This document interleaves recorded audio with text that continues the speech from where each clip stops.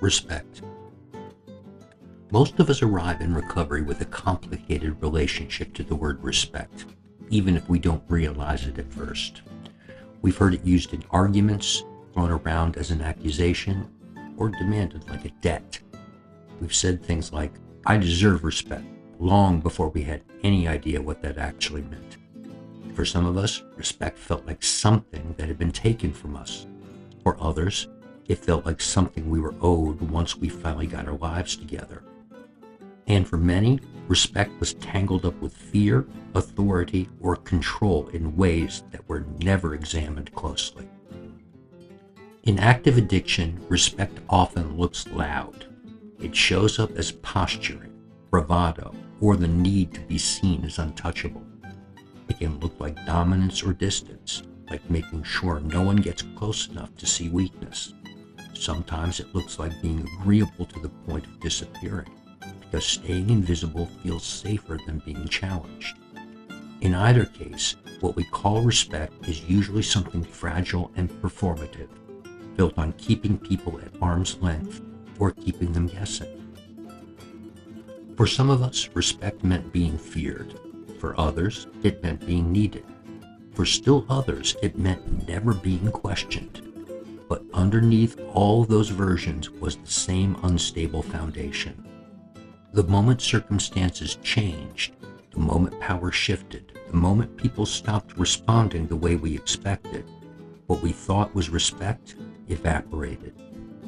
Recovery begins to dismantle that illusion. It doesn't argue with us about definitions. It doesn't shame us for getting it wrong. It simply places us in rooms and relationships where the old rules stop working. The tactics we relied on lose their effect. Being intimidating doesn't make us trustworthy. Being charming doesn't make us consistent. Being silent doesn't make us wise. Over time, something uncomfortable becomes clear. Much of what we thought was respect was really fear, tolerance, or avoidance.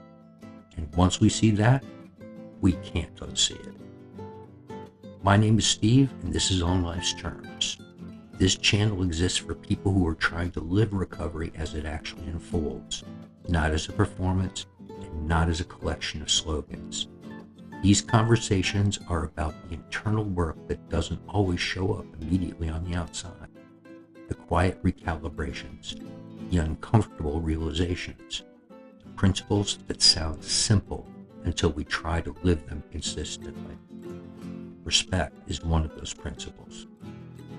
It's easy to talk about respect in theory. It's harder to examine how we've used the word to protect our ego, justify our behavior, or avoid responsibility. And it's harder still to notice how recovery slowly reshapes what respect actually looks like when we stop demanding it and start practicing it. That's what this reflection is all about. When fear stops working.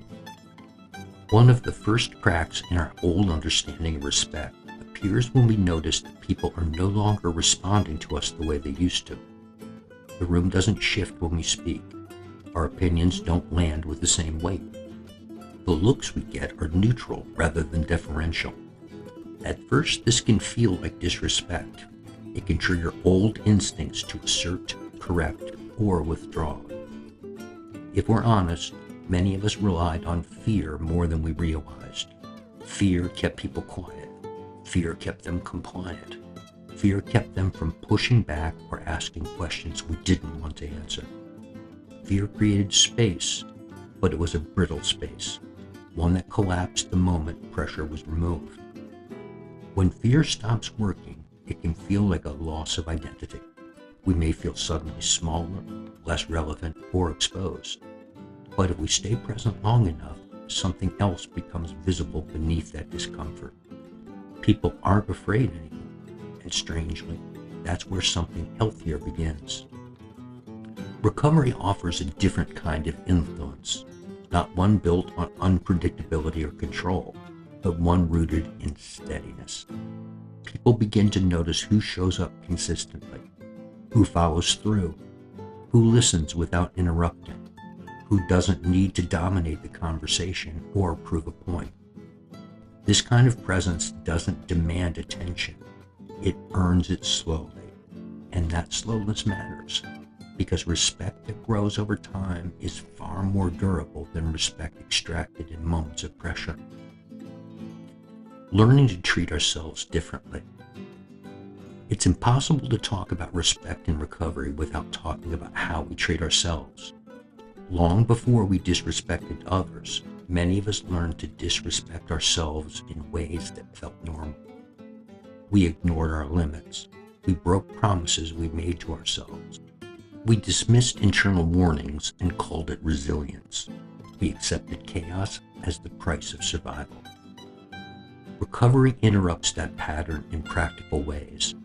It asks us to show up when we said we would, to tell the truth when lying would be easier, to rest when we want to push through, to stop bargaining with behaviors we already know lead us back to pain. None of this feels like self-respect at first. It feels restrictive. It can even feel unfair. But slowly, a different internal relationship begins to form. We start to trust ourselves in small, unremarkable ways. Not because we suddenly feel confident, but because we're becoming predictable to ourselves. Our actions begin to line up with our intentions more often than not. That alignment changes how we stand in the world. We stop bracing for our own impulses. We stop negotiating with ourselves in moments that matter. And from that place, respect stops being something we seek externally. It becomes something internal and steady. Respect, responsibility, and repair. There is a version of respect that recovery teaches, which is deeply uncomfortable at first. It is the respect that shows up in responsibility and repair. Respect in recovery does not mean pretending harm never happened. It does not mean rushing past the impact of our actions because we feel bad about them. It means staying present long enough to acknowledge what we've done and how it landed. It means taking responsibility without theatrics, without self-punishment, without excuses. Repair is one of the clearest expressions of respect available to us. When we take responsibility seriously, we communicate that other people's experiences matter, that our behavior has weight, that relationships are worth tending to, even when it costs pride. This kind of respect is not dramatic. It doesn't ask to be noticed. It shows up in follow-through, in changed behavior, in consistency over time. And it teaches us something vital. Respect is not proven by apologies alone, but by patterns that shift. Respecting boundaries without keeping score. Boundaries are one of the clearest examples of respect in recovery, and one of the most misunderstood. Many of us learned to see boundaries as rejection or control.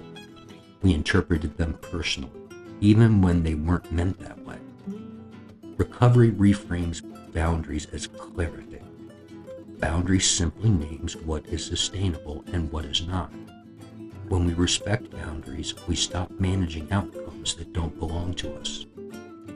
We stop negotiating access to people's time and emotional energy as if it's something we're owed. This doesn't mean disappointment disappears. It means we don't turn disappointment into entitlement. We allow others the dignity of saying no without punishment. And in doing so, we quietly claim that same dignity for ourselves. Staying respectful when we don't agree. Disagreement is inevitable in recovery, especially among people who care deeply about growth and values. Respect in disagreements does not mean indifference. It means allowing another person's perspective to exist without needing to defeat it. There is a maturity that develops when we can stay present without escalating, when we can speak clearly without insisting on agreement, when we can hear feedback without turning it into a threat. Over time, people begin to feel safe being honest with us, and that safety is one of the most reliable indicators of respect. Respecting the pace of change. Recovery teaches us that change does not follow our preferred timeline. We may understand something long before we can live it consistently. We may grow in one area while another lags behind. Respecting recovery means respecting this pace. It means staying engaged without rushing outcomes. It means understanding that internal change often happens quietly beneath the surface. When we respect the process, honesty has room to survive, and honesty is where real change takes root. Respect without idolization. Respect in recovery does not require placing anyone above us. It doesn't require silencing concerns or surrendering discernment. Healthy respect includes accountability. When we confuse respect with idolization, imbalance follows. Respect grounded in recovery is steadier. It honors experience without erasing responsibility. It allows learning without dependence. The daily practice of respect. Ultimately, respect is not something we achieve. It's something we practice. It lives in everyday moments, in how we speak when we're tired, in how we listen when we're distracted, in how we respond when we feel misunderstood. Some days we practice it well. Other days we notice where we fall short. Recovery doesn't ask for perfection. It asks for awareness. And when we notice, we're invited to adjust rather than punish ourselves. Respect practiced daily. Respect in recovery is not loud or performative. It doesn't announce itself or demand recognition. It works quietly, shaping our relationships from the inside out. It begins with how we treat ourselves, extends to how we treat others, and returns to us through trust, connection, and steadiness. We don't practice respect because it guarantees approval. We practice it because it reflects who we are becoming. And each day we choose it, imperfectly, intentionally, and honestly, we align ourselves a little more with the kind of life we're trying to live.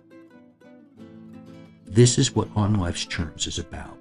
Not shortcuts, not slogans, but the daily work of recovery, responsibility, and growth as it actually happens. Inside conversations, inside relationships, and inside ourselves. If you're walking this path and want long-form reflections to take recovery seriously without turning it into performance, subscribe to On Life's Terms. Stay with these conversations and keep building a life that feels solid from the inside out. Because respect isn't something we demand, it's something we practice, and it's practiced day by day.